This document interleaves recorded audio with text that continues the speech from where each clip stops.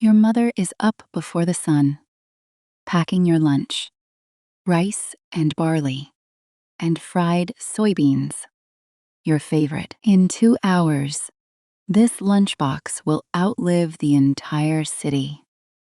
You don't know that yet. Neither does she. August 6, 1945, a Monday, Hiroshima, Japan. You are 16, and like every day this summer, you are not going to school.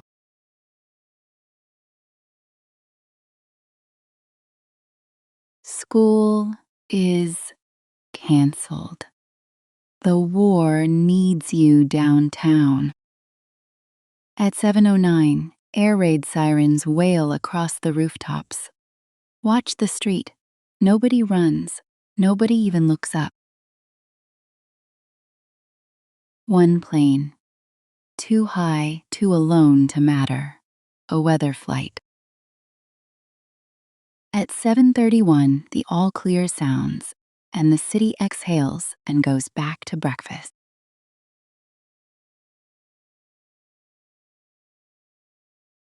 Here is the strange thing, the thing everyone whispers about.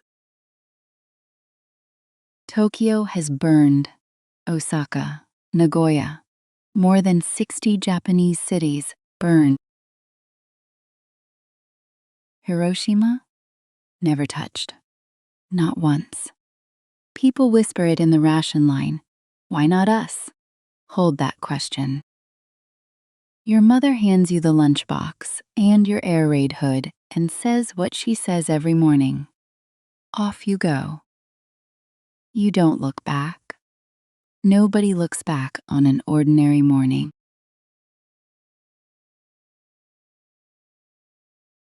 The tram to the city center is packed. Soldiers, clerks, schoolgirls in work trousers you hang from a strap in the heat. Someone's newspaper, someone's soap, the rattle of the rails.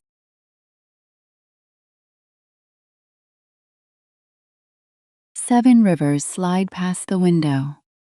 Hiroshima is a city built on water. All bridges, boats, and light. That's your stop ahead. The IOE Bridge, the only T-shaped bridge on the delta. From down here, it's just a bridge. From 6 miles up, it is the most recognizable landmark in Western Japan. Remember that. 8 o'clock. Roll call on the riverbank. 8,000 students, your age and younger, called up to tear down houses. You're clearing firebreaks, so when the bombers finally come, the fires won't spread. You are preparing this city for the wrong disaster. It's hot already. Jackets come off. Hoods, too. The sky is the clearest blue anyone can remember. 8:13. On a rooftop across town, a spotter counts specks.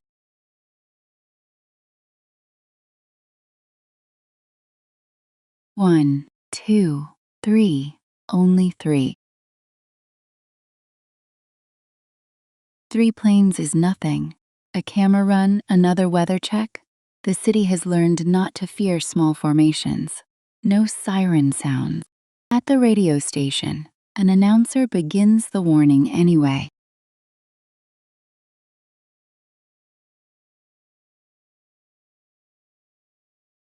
Three enemy aircraft sighted, approaching Hiroshima.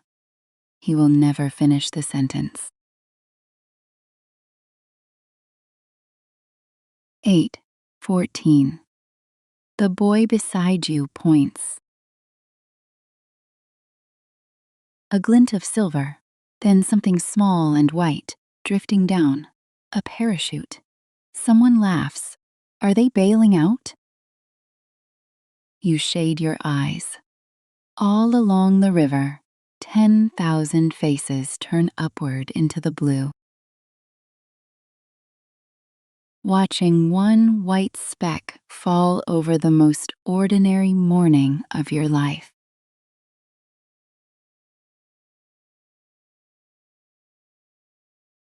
8:15.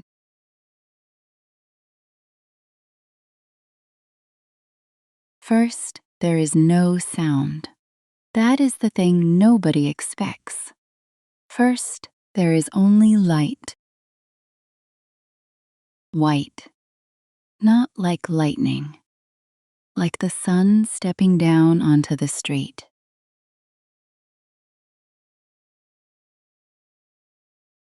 We won't show you what the light did. Hiroshima has asked the world for 80 years to understand it without turning it into a spectacle. All summer, the city wondered why the bombers never came. Now you know. Hiroshima was spared on purpose, kept untouched, so the world's first atomic bomb could be measured against a whole city. At 8:14, there was a city of 350,000 people, eating breakfast, riding trams, waiting for banks to open. At 8:16, there was a morning with nothing left to happen in it.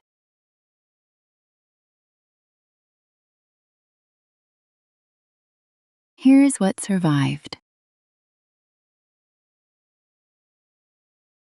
Dome by the river, 160 meters from the center of the blast. Its copper crown burned away. Its ribs held. It stands there today, kept exactly as it was. Stone steps outside a bank where someone sat waiting for it to open.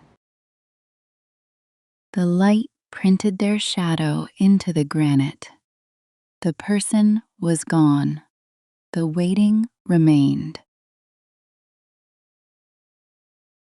A pocket watch, its hands fused where they stood. A wall clock with a scorched face.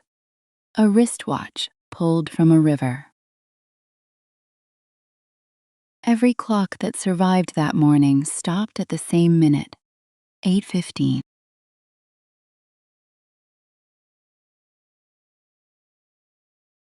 And in a glass case in the Peace Memorial Museum, a tin lunchbox. A mother searched the firebreak lines for 3 days before she found it and found her son. Inside, the rice, the barley, the soybean.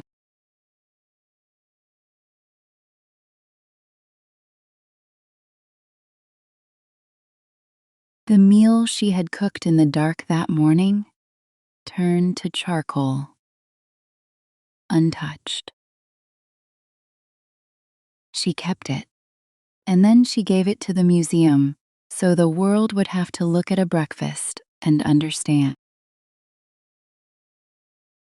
You've probably heard that nothing would grow here for 75 years. That's what was said that summer, and people believed it. That autumn, red canna flowers broke through the burnt ground 1 kilometer from the blast. 3 days after the bomb, Hiroshima's trams were running again. Some of them were driven by teenage girls, the same age as the students on the firebreaks.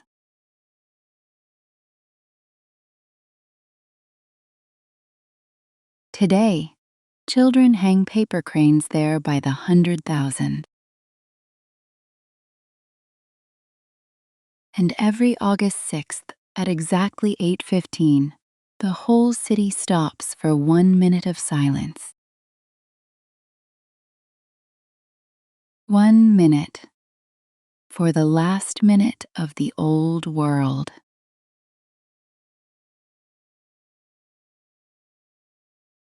because Hiroshima never built a monument to the bomb.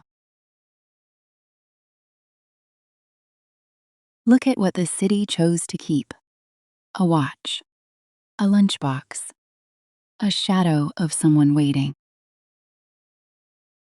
Not the explosion, the morning, the ordinary morning. That is the memorial.